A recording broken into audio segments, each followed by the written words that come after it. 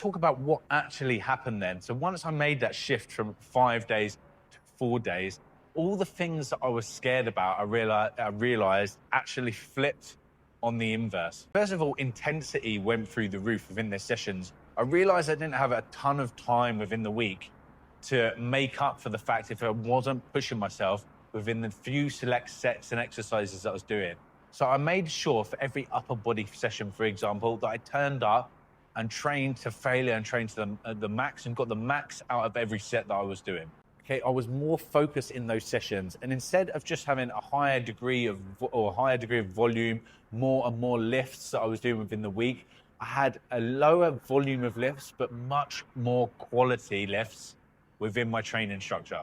I noticed in particular that I started to grow and respond to this training in areas which I'd actually stopped targeting so much counterintuitively.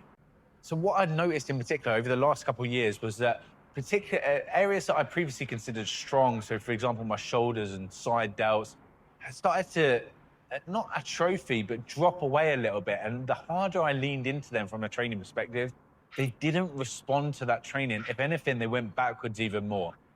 And I couldn't work it out. And then what I realized by taking this massive step back and taking the volume off some things like side delts completely for a few months was that they then massively started to respond to this new training structure again.